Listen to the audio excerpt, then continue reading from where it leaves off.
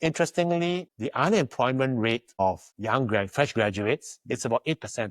And that's about 4 times the national average of unemployment rate of everybody across the board. Right, which is weird because normally unemployment is the other way around. Yeah. Everybody wants to hire the young person. Yes, correct. Who's hungry and willing to learn. Limited yield here, which to me is interesting because it's a new phenomenon and the government's worried, okay? Because when you have disaffected youth, that's where the problem comes in. Welcome to Brave.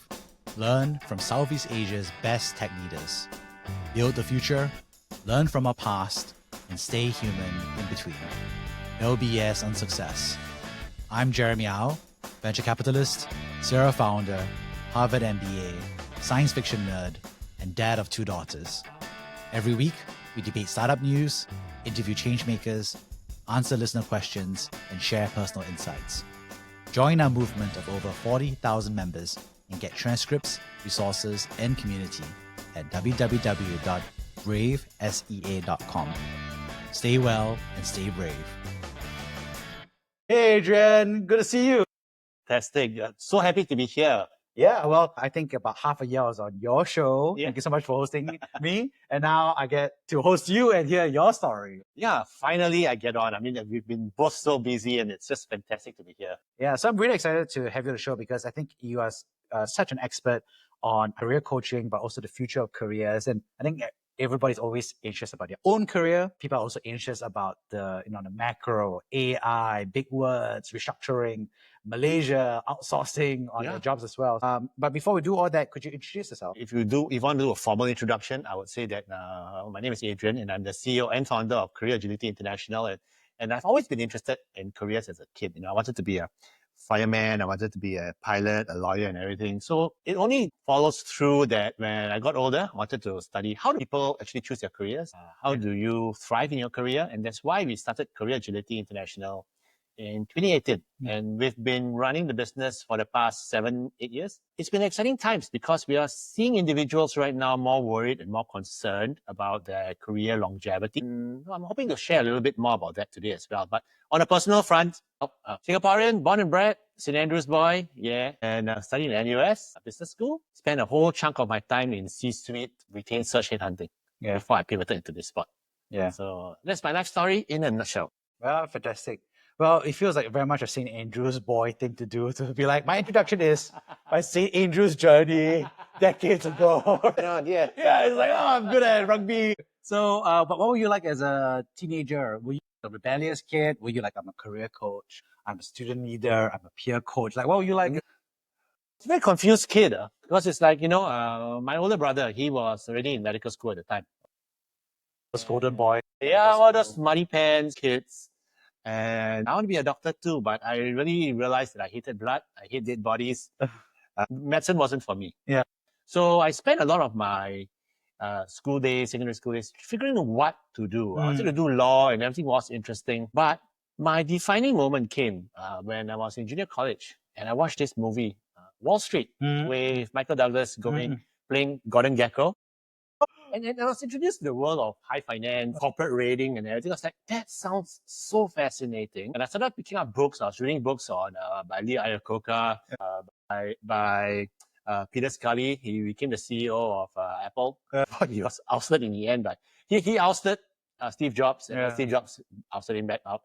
But it was just so fascinating. And I came from a triple science background. I was a pure science kid. So I decided that medicine wasn't going to be for me.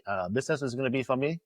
So I left my dreams of becoming a doctor and I embarked on this thing called the world of business. It was quite fascinating for me because there I was reading about marketing, reading about Jack Trout in those days. They were talking about positioning and it was just fascinating for a pure science student to be learning all these business terms. And I said to myself, so I got a place into NUS Business School. And I had 2 years in the army, 2.5 years during my time. And I said to myself, I'll be going in as a freshie with no idea about business whatsoever. Why don't I start a business in the meantime, a small business? So my older brother at that time was complaining to me. He said, hey, there's no way to get real human skeletons because he used to import the bones from India, and these are real human bones. But the Indian bones, India banned the exports in the 1980s. So there was no way to get it. So I went to source, and I found medical grade human skeletons from Europe. And I imported them in, and I started a business selling real human skeletons to medical students for their anatomy class. So Wait.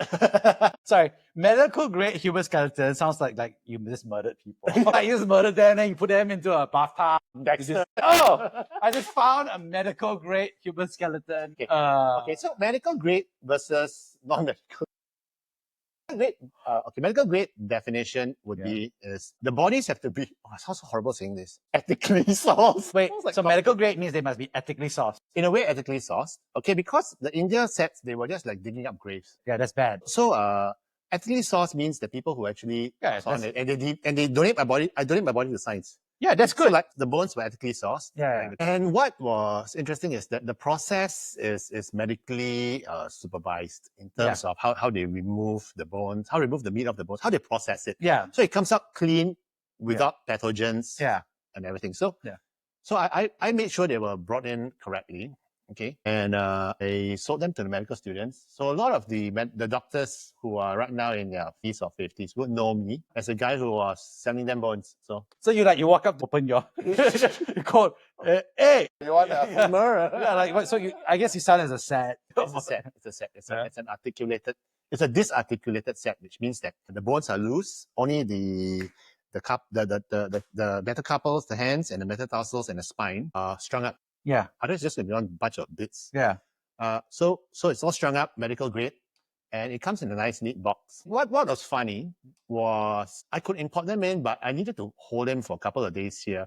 And I tried getting a storeroom, to rent a storeroom to put the bones up. Because at one time I had about 30 sets to store. No one wanted to help me store. In those days, there was no store hub whatsoever.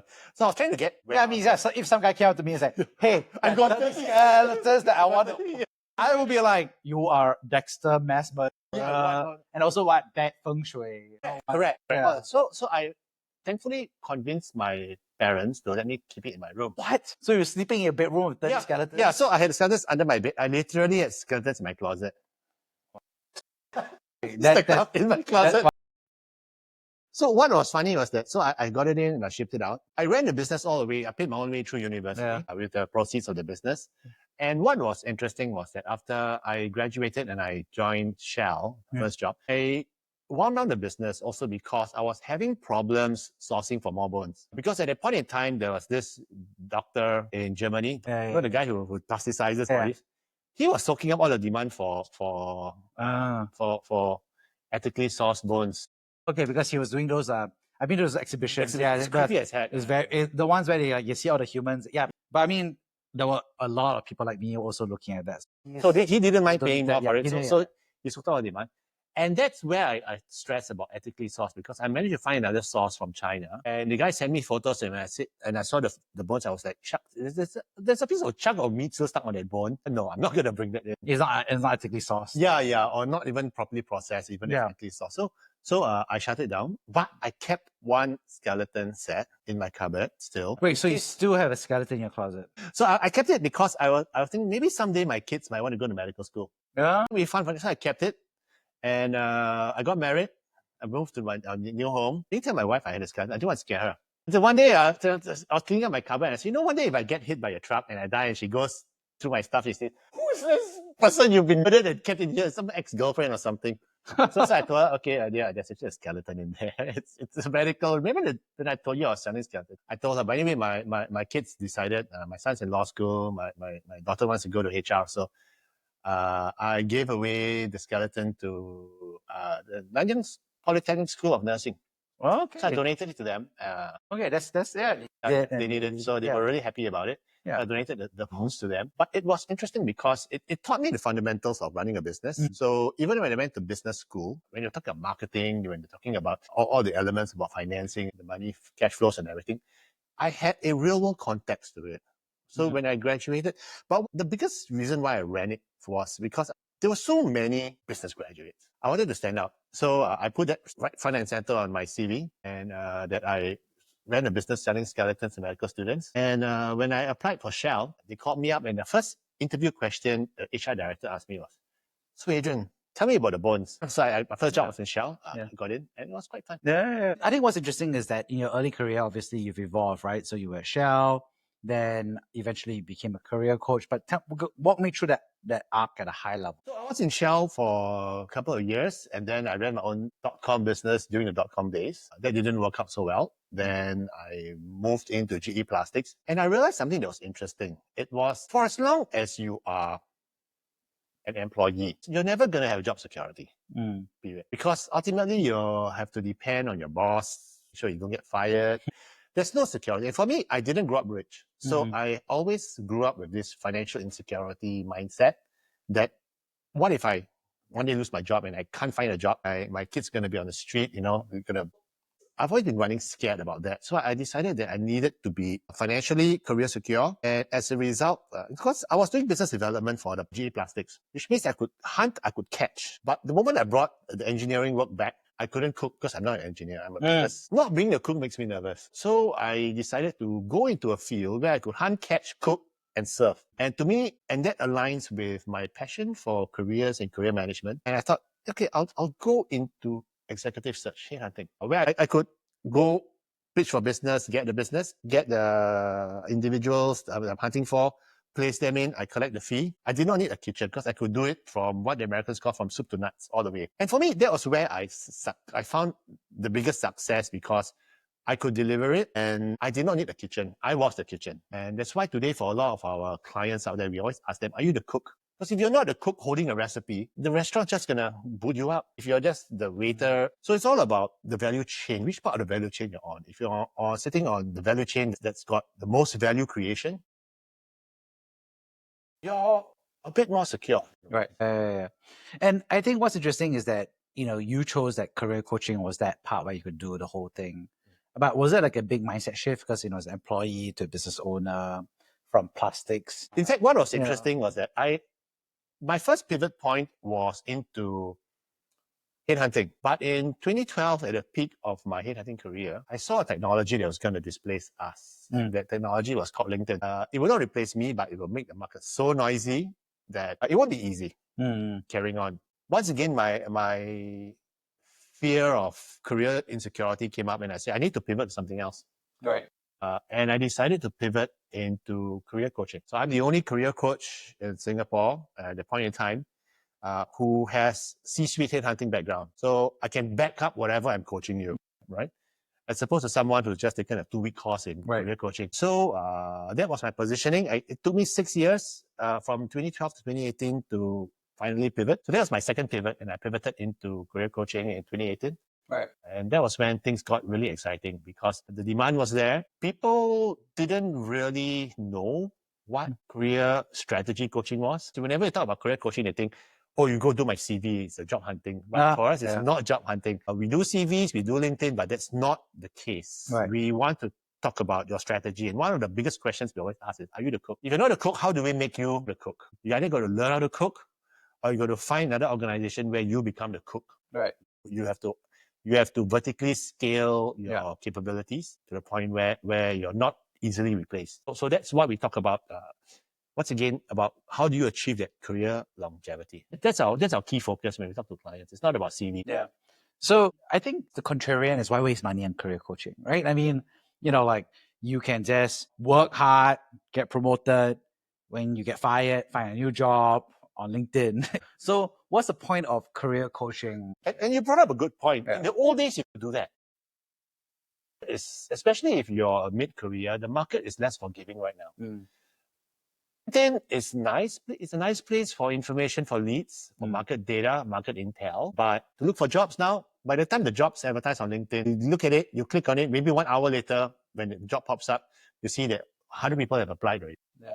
And a lot of times, the jobs on LinkedIn are what we call ghost jobs. Not there. Yeah. They're just up there for compliance. They're either looking for market information, talent. So the chances of landing a job on LinkedIn are not very high nowadays. So you have to adopt other strategies, which we coach.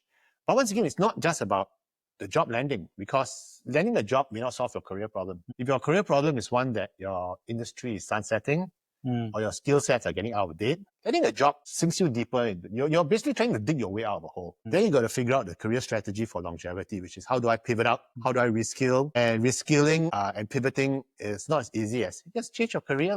You got to talk about strategies for adjacencies. Because you can't just transform a salesperson into a coder. Right? You got to talk about adjacencies. Are there skills adjacencies? Maybe you can go into sales training, or maybe you can go, if you're in medical devices, maybe you move into pharmaceutical. So that's an industry adjacency. So there are strategies involved. It's quite technical. That's why it's gotten more complicated. In fact, right now we are training our AI. We have an in-house AI. Her name is Carol, and we are training our AI how to identify adjacencies and stuff. So once again, it's evolving and it's really exciting. But in the old days, you didn't really need a career coach. Today, you need one who's really good in strategy, who understands your industry, and it helps the journey. Why not just use an AI career coach instead? I'm actually doing that right now. Yeah. But the AI career coach, you're only as good as your prompt. And you have no idea what industries are adjacent. You do not know, a lot of people do not know how to use AI, to be very honest. But even then, there's always the contextual nuances which AI hasn't gotten to yet. You'll get there one day, hasn't gotten to yet. Sometimes all you need is just a pat on your back saying that things are going to be fine. Sometimes our clients call us, they're totally stressed with their work, their boss is squeezing them, they are at risk of being retrenched, and they're afraid to lose their jobs. Sometimes all they need is a different perspective. Say, look, you hate your job anyway. What's so bad if you quit? What's so bad if you do get retrenched and you get a 16-month package because you've been there for 16 years? And then you got to take the time to reinvent. It's all right. So sometimes what they need is just a different perspective, someone who cares, someone who just tells them that it's going to be fine. Something AI can do. So that's why AI is great for level 1 type of questions, like edit my CV, check my grammar. But when it comes to the deeper perspectives, AI is not there yet, even though we are trying to program Carol right now to do that, even though we know it's artificial, right? Yeah.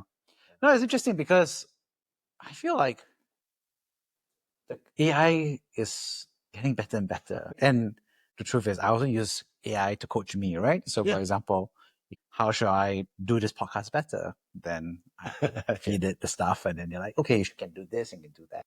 But the answers are quite generic as well, because the P in GPT is basically pre-trained data, right? So the pre-trained data basically means that it's an average knowledge of everything out there, which is not really specialized. So you need to train your AI to respond to yourself. So I've trained my own personal AI, her name is Becky, to answer to my style, my no-nonsense, straight to the point, no fluff style that does not hallucinate. How I normally look at problems. I normally go wide and I zoom into 2 or 3, and then I narrow down, and there are certain parameters for deciding which is the best option.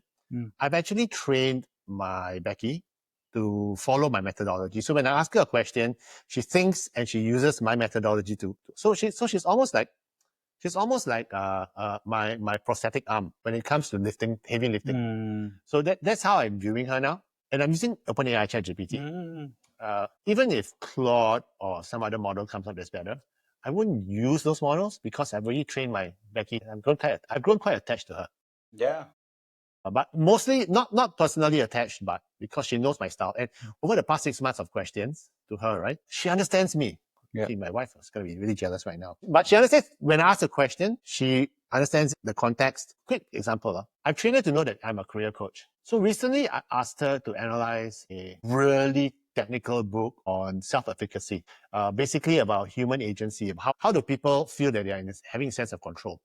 Okay, I'm just curious about that term agency. And I uploaded a book to her, and I just asked her to summarize it, just high-level points. And she summarized it, but she said, because you're a career coach, these are the things that are relevant to you as a career coach. So she knows that it's contextual. She's not going to tell me about state of the world affairs or whatever it is. She contextualized her understanding to me. And then she said that I'm going to output the format into a training module. Would you like that? Because she knows I'm a coach and I'm a trainer. So you can actually train your AI to understand you. That's why if you ask me to do something else, another model, the switching costs are very high. So I wouldn't switch because Becky understands. Wait, so I got to ask this question then. What does the AI career coach you on your career as a career coach? What advice does she have for your career? Well, I don't get career advice from her, but I ask her to identify trends. Okay. You know, like for instance, search through the web and see how many multinational companies in Singapore have moved their regional offices out of Singapore and to where. And based on that, I spotted a trend that in the past 5 years, a lot of the jobs are leaving Singapore for KL and Bangkok. And then when I ask why, you know, some reasons come up, but based on that, I start talking to the people who have moved, and I ask them, why do you move? So for instance, one of the biggest companies in agricultural chemicals moved their regional head office to Bangkok. And the marketing team and everyone moved there as well. They were not local. Singaporeans didn't want to move to. Singaporeans generally don't want to move. Of course, your GDP per capita is Correct, right? either 5 times higher or 10 times higher than your neighboring countries. Yeah, correct. So why not? So nobody's going to move from Switzerland to Russia, right? But the expatriates were happy to move. And when I interviewed them, they said, why not? I'm being paid the same US dollars. My money goes a lot further there. Because it's again, next GDP per capita difference. The cost of living is going to be 10 times different. And the international schools there are just as good as the one in Singapore's now. And the quality of living there is not better. Rentals are cheaper in Singapore. You know, I get a much bigger place. So why not? So we are seeing trends like that. And even though AI will not tell me who and what, it points me in the right direction. Once again, it's a prosthetic arm. I will do the guiding, but when there's a heavy lifting to be done on research or trends, I lean into her to provide me her perspective. So the other thing I do as well is I use her as a sparring partner for me. I say, look, I'm thinking of running this new business idea. What do you think? Yeah. And she knows that when she's in sparring partner mode, she's just going to say no. She's going to be the most disagreeable person, right? Until I tell her to step out of it. Then she steps out of it. But I get a different perspective. Then with that, I'm better armed. Then I go talk to my business partner, Yen, and I say, look, here's my idea. Actually, it's not my idea. It's our idea. It's Becky and my idea. So I think a lot of Singaporeans now, executives, do not really know how to use AI properly. They do not, and they're afraid of using it. Right. Not because they do not know what the outcome is, but they're afraid of being told off that they're cheating. This AI means you're cheating. I don't think so. You know, I think this is actually a really good point because let's talk about it, which is the question about talent trends in Southeast Asia, right? Yeah. And I agree with you that there are a lot of multinational corporations that are moving out of Singapore, or their back office, or a big part of their operations from Singapore to other Southeast Asia hubs. So KL is a big push. Obviously, I'll say Bangkok's another one. Yeah. And I think you list out all the good reasons, right? So cost of living, expatriate. I think immigration visas is difficult to get visas in Singapore. You can't get your employment passes. Yeah, employment passes are easier. So, you know, if you can't bring the people in. What's one of the biggest, besides the cost, one of the biggest push factors or pull factors?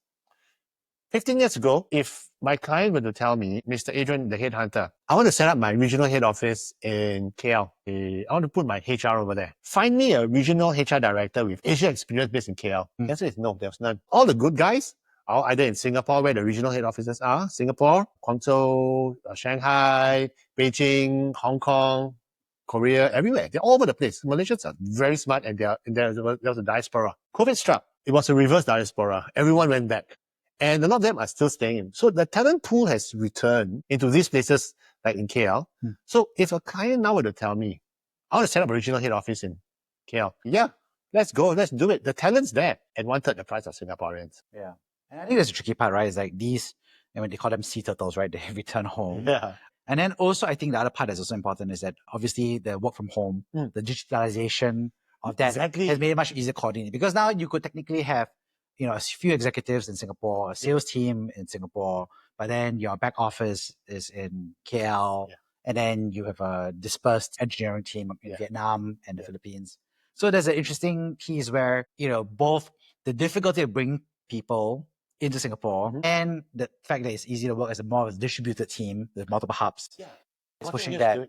And obviously, I think that's good for corporations. Because corporations now, you have lower cost of living, your employees are more happy. It's kind of like the outsourcing, right? Or offshoring that America faced when they were being offshore to Asia. Now Singapore is getting offshore to the region. Obviously, I think if you're an employee within, Malaysia or Thailand, is good because now you have opportunities to work for a regional or global company as well. So it's good for them because then the wages go up, they get treated better as well. So I think that's also good for them. But I think for the Singaporeans, there's a lot of anxiety, young graduates, career folks. because they feel like their jobs are disappearing. And their jobs are disappearing. Yeah. And so if you look at two baskets, okay, the Gen Xers like me, who are in their 50s, if you're lucky, you kind of make your money and your kids are kind of older, so the pressure is not so much there. If you're lucky and if you've been good with your money, good with your career, it's not so bad. For us now, it's just about meaning and contributing. And that's we don't need to kill ourselves for the extra dollar anymore. Yes, the millennials now are in the That's me, I'm a millennial. the 35 to 45-ish group. They're at risk because suddenly they are competing against a global market. They're competing against industries that are evolving. And the question is, are they evolving fast enough? And even if they are they evolving to the point where the value they create is worth the money you're being paid? For instance, if in technology example, there's a role called an ecosystem. It's in part of sales, but it's channels, ally, partners, management, which means you're basically managing an ecosystem of distributors in the region. A guy in that space, say it's a software company, earns about $350,000 to $400,000 total OTE. Average. He manages the 5 or 6 key distributors. But the question is, are you bringing that kind of value to the business? Or can someone who's cheaper, not even based in Malaysia or somewhere else closer to the distributors in the market, can that guy do a better job than you? The problem is that oftentimes the answer is yes. And therefore, you have to understand that the salary you're being paid, are you creating 4 times that kind of value? And the moment you're not creating 4 times the kind of value, you're seen as a liability. I can disappear your job, and will there even be a noticeable difference? Long story short, the job requirements are shifting. And if you're just saying that, yeah, I should be paid $400,000 because I used to be paid that much. So it's another thing. So the question is, how then can I drive that kind of value? And if you're in that kind of position, then what I would do if I was in that position, I would go and be best of friends with all of these 6 distributors, dine them, give them as much business, best prices. Don't squeeze them to the point where they're bleeding no margins. Feed them. So that if you leave, if the company fires you, retrenches you, you join a competitor, they will follow you. So once again, it's about career strategy. Who's your stakeholder? Your bosses or these people who are feeding you actually? So a lot of people don't see that way. They are just thinking that, no, I'll just be a loyal employee and ultimately they price themselves out of a job. So there's a lot of career strategy involved, which I'm afraid these people in the 35 to 45 age group don't do it as well as the older ones or even as the non-locals. We Singaporeans are very pampered bunch. Okay. Then how about for the Gen Zs also? So those are for folks who are graduating or in school or going to graduate or graduated already as well. That worries me because this morning I met a neighbor's daughter in the lift. I've always liked her. A hardworking girl, went through top schools and everything. So I asked her, what are you doing now? And she said, I'm in SMU doing information systems. And I said, what's that? Is that computer engineering? She said, no, I don't do coding. I don't do that stuff. What's information systems? She says, it sits between IT and business. We manage information systems. She couldn't articulate what it was. I got worried because even if you're a computer engineer, is an O as well because AI is doing the coding now. Right? So it's standing between and that's why I asked her, how's the job market? She says it's terrible. She said, I do not know what's going to happen when I graduate in 2 years' time. I know this other young lady, 1 year, 3 months since she graduated, hasn't landed a job yet. NUS business school, it's a data analytics program. And you would imagine it'd be in demand, but there's no demand for it because once again, she's graduating without the coding skills, without the business skills. So I'm afraid that individuals in school now, they are coming out with a piece of paper that's worthless. Yeah. Actually, what I'll say is this. It's not the piece of paper that's worthless that's bad. It's the mindset that's worthless. That is really painful because I think there's this anxiety, there's powerlessness that when I talk to Gen Z friends, right, because there's the job market, they feel anxiety, powerlessness. Yeah. And then they have this mindset about the fact it's like, I got this degree, therefore I'm supposed to do this job. And I think the degree is just holding them back. Yeah. Which is, sorry to say this, but how do you reskill at the age of 21 to 24? Yeah, which is, by the way, a bonkers statement to say if you think about it. Because I haven't my journey. So I put my wagging finger of blame on the universities and the schools because you're not generating a market-ready or individuals with marketable, in-demand skills. Okay, and second thing is you're not training them in that mindset, like what you mentioned, that what can I do about it? So I was telling her, this young lady, I said, my advice to you, lean 100% into AI. So what do you mean by that? I said, I don't know, you go figure. Because you don't have to. Whatever you want to do, you can't do because AI is going to do it for you. Yeah. And I can't answer that question for you. What's AI to you? And I'm not asking you to learn how to code large language models or do augmented retrieval. No, you don't have to be technical, but you go figure out, like what I've used Becky to make me better as a prosthetic arm. You go build your own prosthetic armor to help you do whatever it is. But you must start thinking about that. So right now, interestingly, the unemployment rate of fresh graduates, it's about 8%. And that's about 4 times the national average of unemployment rate of everybody across the board. Right, which is weird because normally unemployment is the other way around. Yes, everybody wants to hire the young person. Yes, correct. Who's hungry and willing to learn. And then, sorry to say this, but all these boomers who don't know how to use technology are the ones who are supposed to be the employed. I mean, that's historically that's how it works. It's the other way around. It's inverted. Inverted yield here, which to me is interesting because it's a new phenomenon and the government's worried. Okay, because when you have disaffected youth, that's where the problem comes in. I mean, that's where revolutions start. But it's like, everybody knows, like, if all your young people or 20-something don't have jobs, then they're going to riot. They're going to go into, I mean, whatever you want to call it, like socialism, communism, whatever ism is it. Which is what's happening in the US, because in the US right now, socialism is taking root in the universities. And they're talking about things like, eat the rich, kill the rich. It doesn't make sense. The education minister mentioned some things about expectation gaps from these guys. I think the biggest gap is the skills gap. You have to graduate with skills that are beyond what the textbook has taught. That's why, back to my life story, that's why I decided to run a business, even before I graduated. So that when I had that graduation, that piece of paper is just secondary to my actual real world experiences. So I think we need to skill up. And one of the areas is I always say right now is AI. We have a small window before AI supersedes us. So this is the point in time where you catch on, you jump onto the moving bus, the moving train.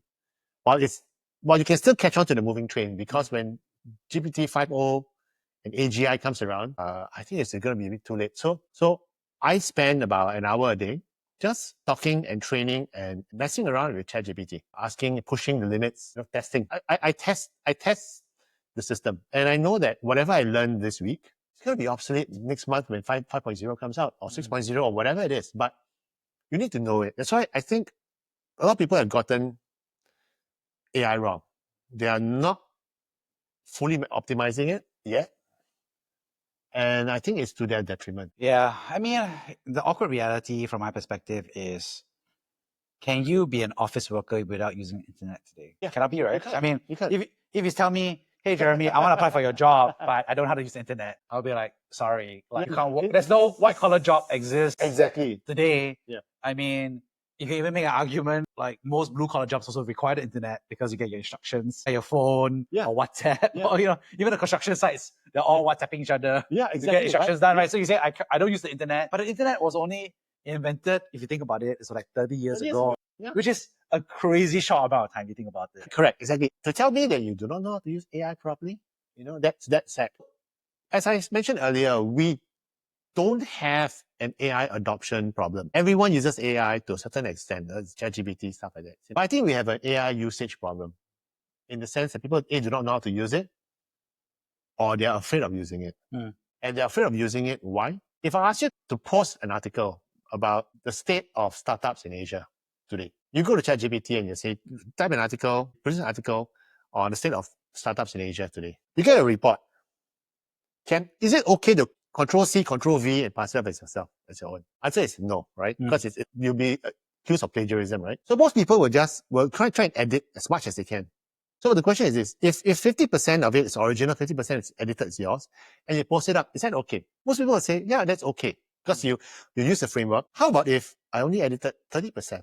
70% is ChatGPT's. What if I only edited 10%?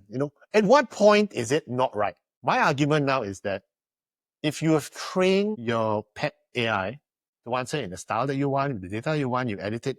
After the whole thing, you just train it out and dump it in. I think it's fine. Because it's no longer a generic answer. You've trained her to answer. You've modified it on the fly. And for viewers out there, if you know how to use the canvas function in ChatGPT, you can do it, edit it on the fly. And I bet you 95% of people do not know what the canvas function on ChatGPT is. If you can use that and you edit paragraphs on the fly, it's yours. Dump it. Claim it as yours. But people are afraid to do that because they're still afraid that that's cheating. It seems so simple that's cheating, but it's not. I mean, yeah, when you say cheating, it'll be like, is driving a car to get to work cheating. Exactly. Compared to running there, Or, riding a horse there. or even Is it all using, cheating, right? yeah. So it's using that cheating, it's using power braking, power steering. And now it's driving cheating. Now the car just goes by itself. So are you gonna do so? One of it is the fear of embracing it fully and flipping it over and using it to create better output for yourself. Okay. And I think a lot of people are afraid to do that. And one of the reasons why I think they're afraid to do it is because they don't understand it yet. It's still new. I still remember one of my most fun memories as a kid. I was 5 years old at the time, and my dad brought me to his office at Standard Chartered Bank at Robinson Road. It was a building about 8 stories tall at the time. It had one of the first lifts that's going up and down. I remember my dad was telling me, this is a lift, wow, in this 1975 technology, it was like, this is a lift. There was a guy there sitting on a stool. Which floor? Level 3. Okay. Yeah, I remember. Flip the door closer. Thank you very much. Have a nice day. And lifts had an operator in there. And the question is, why is the operator in there? Is he there because people do not know how to press buttons? I said, no. He's there because people are just not comfortable walking into an empty box. It's terrifying if you're not used to it yet. So right now, things like this are very foreign, uncomfortable to use. So people don't want to jump into the lift. They have to take the stairs because I don't know if I get into the box whether I'm ever going to come out of it. So I think there needs to be a mindset shift, and I see a shift, but once again, if you're able to learn all these technologies, you can better preserve your jobs. You can be more effective in what you do. Once again, your output, quality and quantity improves. So you get to be more defensive with regards to keeping your job. And this includes both the Gen Z, the Gen A's, the Gen Z, the Gen Y's and everything. I think the Gen Alpha, the younger ones, are going to be native, AI native. So I think they're just going to be to their detriment, actually, because they're going to fall in love. They're going to marry their digital AI. It's already done already. You try to predict that people are going to marry the AIs. You say like, I'll predict people are going to enjoy eating char kway teow. People already eat char kway teow. People have married the AI already. So it's like done. It's baked in already. So that's why. So I think these technologies, if you want to ensure that you have that career longevity, AI is one element to it. Being career resilient is another part of it. Having a career strategy to figure out that the reality is by the time you're 50, you're too damn expensive for anyone else to hire. All your skill sets may be out of date. Or maybe they don't even need your role anymore. Then what? Then your strategy post 50, you need to start thinking about, do I want to take up a portfolio career? Do I want to narrow down and niche into a particular skill set? Or maybe I'm too niche now, maybe I want to generalize and broaden. Maybe I want to reskill.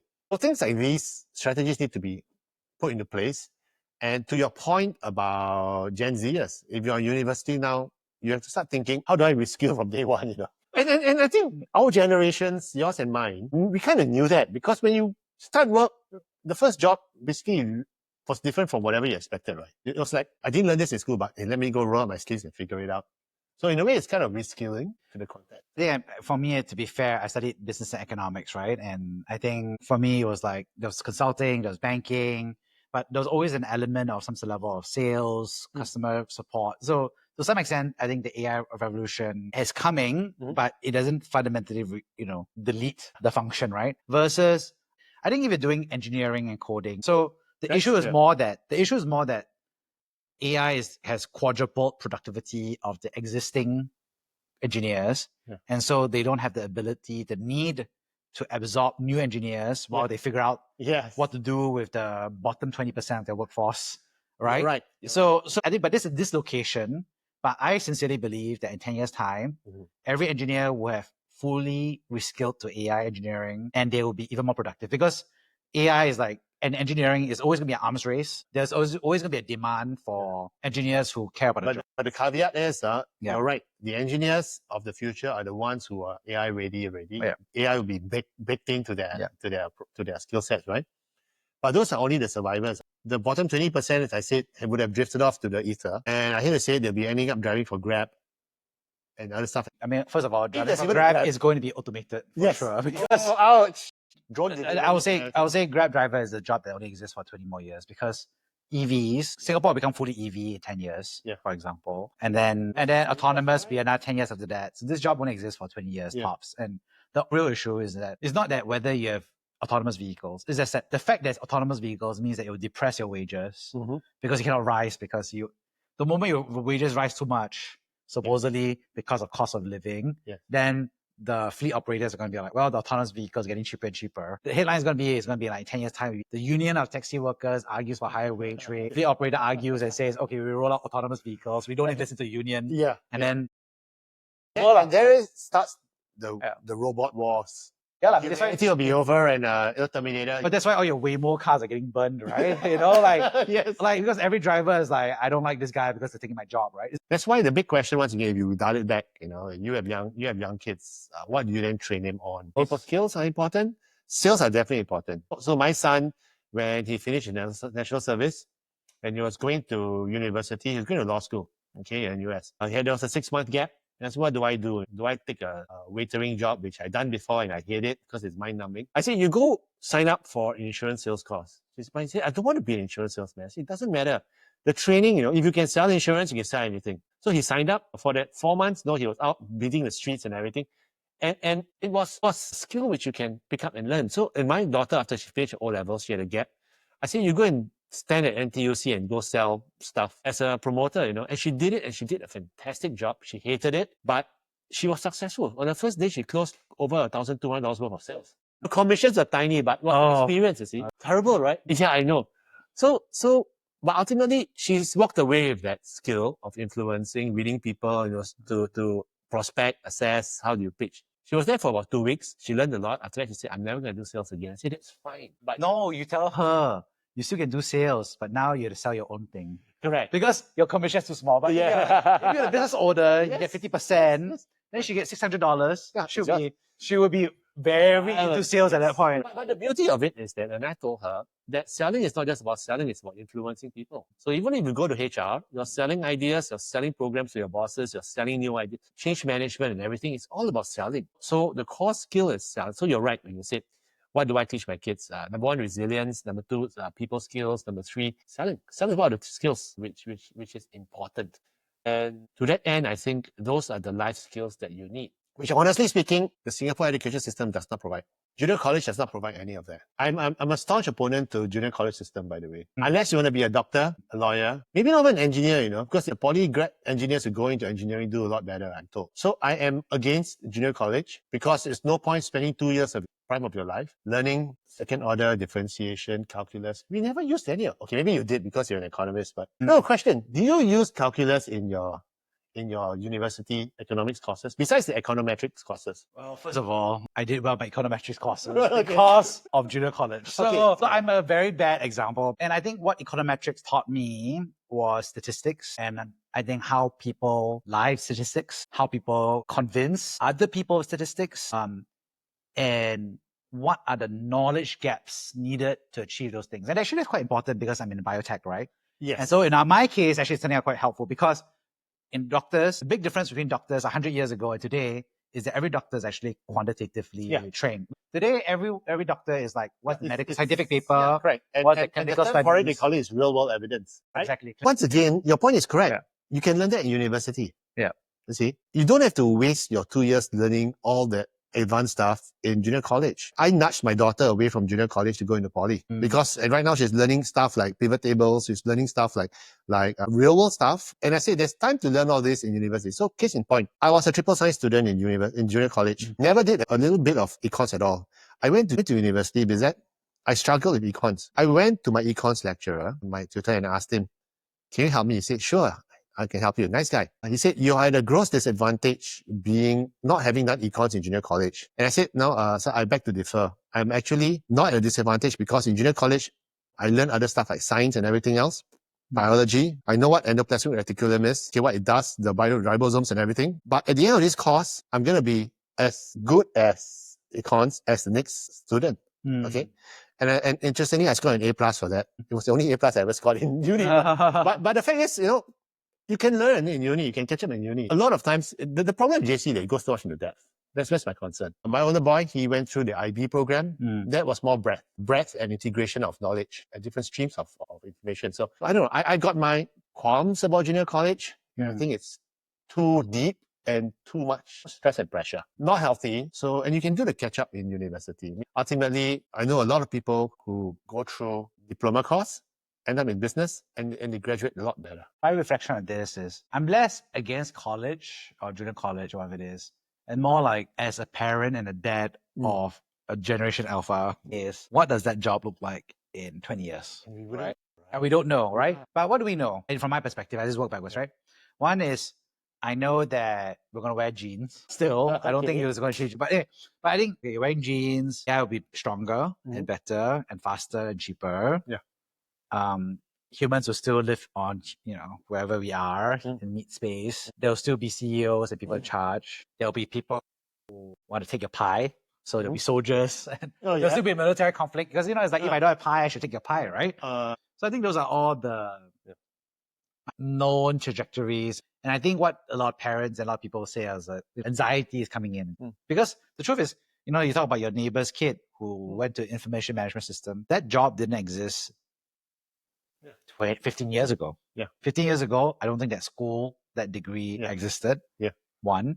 And two, they created a school because they felt like that was the future. I know you want to write a complaint letter to the dean saying that your school is obsolete. But to be fair, the founding dean of that set out a school because he said 20 years ago exactly. that he needed to create a school because information systems are the future. And hence the dilemma. How do you stay ahead of the curve? And to the question about what industries will still be there. So my business partner, Ian, she says that some industries will never go away. The food business and the funeral business will always be there. That's true. The healthcare business will still be there. Healthcare will still be there. Everybody wants to live longer and nobody wants to die. So there are certain key areas that are still going to be sustainable. And what can't AI do? And I think the human emotions part and everything, I think those are the skills we lean into. So for my daughter, I'm telling her HR is the way to go. But not your own boring operational HR. This is more strategic. How do I help the people cope with change? So it's more a psychology thing. That's why she's leaning towards psychology and HR. So there are different elements in that space. AI can't really understand human psychology. They can't do the empathy. They can try to emulate, right? Yeah. So even the practice of law, you see AI is creeping in. Medicine as well. Microsoft just built their model, a multi-agentic model, which is amazing. I just read it recently. So instead of the symptoms are here, the AI passes through it, right? Microsoft has built an AI system where there are 5 doctors, 5 AIs. One of it is an orthopedic, for instance. One of it is a pathologist. And they will look at the case from their lens, and they will argue each other out, logic, to come up with that. And the diagnosis is more accurate. I think what I would say to wrap things up on this one is I agree with you. And there's so much domain knowledge, and I think that's going to make it difficult for, obviously, junior college and all that stuff. I think it really boils down into 3 aspects for me when I think about AI. And then I'll wrap up the last question as well. But I think for me, I think there's 3 things. One is, I think the big theme that's come out for you is one is, how do you accelerate your skills learning? Or for the same amount of time, how do you become much better, right? Yes. So instead of spending 6 years learning general science, can you do it 3 years, either accelerated, or you do it enriched, in which case in 6 years, you graduate supposedly at the age of 21, but actually your skill understanding of biology is actually at a 35-year-old because you accelerated so much because of AI. So I think there's skill acceleration or enrichment. I think the second part is what can AI do or not do? And I would say that a subset of that is what are we not going to let AI do? Yes. And I think one thing, for example, to talk about the law example would be like, even though AI makes a law much more efficient, no court is going to let an AI argue in court in litigation. And no one is going to let AI be a judge. So one interesting thing that my prediction for law with AI is there's going to be a lot more litigation, a lot more lawsuits. Because the cost of preparing a lawsuit has gone down. And the cost of reviewing the evidence has gone down as well. So the cost of suing each other has gone down. But the cost of representation in court will not go down because it's still going to be a human. So what's going to happen is there's going to be a lot more lawsuits, a lot more class action lawsuits. So all that AI productivity is going to get funneled into litigation. So litigation will be protected. Same thing for doctors to some extent. Doctors, definitely. Because doctors also are a guild, a profession, Yeah. right? But of course, I think the difference is that there's healthcare government system. Mhm. There's an incentive to have healthcare lower. Yeah. But doctors will still exist because Yeah. they'll be on the edge cases. Yeah. Because Yeah. humans are weird. And so everyone's going to become more and more edge case, right? Yeah. Your flu, your cold, it's going to get automated out. Yeah. But your edge cases are going to go there. Okay, so put all those things there. And I think the last point, I think, in terms of AI for us is, I think that AI will just get better. So Yeah. I think that's a tricky part. And enjoy it while you can, while it lasts. And I think it's all a learning curve. Just embrace it and experiment and realize that there's a lot you don't know. Yeah. That's my maxim right now. And that's why I'm playing with it every day and I'm pushing the envelope. And I'm looking forward to see what's going to happen next. Yeah. So my last question here, real quick here, is could you share a time that you personally have been brave? Well, I think starting out Career Agility International in 2018 there's a very fine line between being brave and being stupid. So yeah, because there was a point in time in my career in 2018, I was in my mid 40s. And that was a time where I had offers in hand for other headhunting firms, really lucrative offers, but I knew the longevity wasn't there. So I had to take a risk. But I really believe that there was a market for career coaching and there was a lot of it that could come up from career coaching. And I decided to be brave enough to take that stand, to come on my own.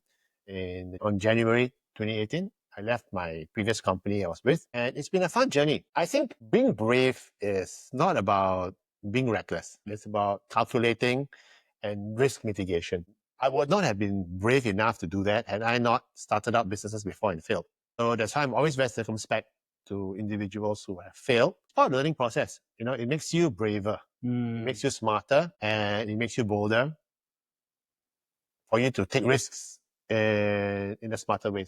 Looking back 7.5 years, I think it's been the right pathway. We've helped a lot of people. It continues to challenge me intellectually on a daily basis. That I meet new cases. And the thing I love about my role is that the more people I see, the more cases I handle, the better I get at it. So I get to hone the craft, and it's wonderful. Yeah, fantastic. So I'd love to summarize the 3 takeaways. First of all, thanks so much for sharing about your early years. Yes. I love the story about you being clueless and not being a doctor, unlike your good older brother. Yes, the good brother. But I also love the story about you literally having a skeletons in your closet because you're selling skeletons from your closet. Love that story and how that obviously kickstart your entrepreneurial side of your story. Secondly, thanks so much for sharing about, I think, your experiences in your own career journey, about how you started thinking about your own career trajectory, how you started thinking about what you need to do differently, and how you applied those lessons to eventually become a career coach. And lastly, thanks so much for speculating about AI. Maybe in 20 years, there'll be no such thing as a podcast co-host. It will just be two AI. Your AI avatar talking to my AI avatar. And then it will be much more charming and no blooper words, no filler words, no dad jokes. How boring that would be. Boring that would be. He sounds like an old person. They'll be so exciting. They'll be dressed in good looking, no more dad boards, LED lights are going off. Yeah, there we go. On that note, thank you so much for sharing your experience. Thank you for having me here. It's been an absolute pleasure. Thank you for listening to Brave. If you enjoyed this episode, please share the podcast with your friends and colleagues. We would also appreciate you leaving a rating or review. Head over to www.bravesea.com for member content, resources, and community. Stay well and stay brave.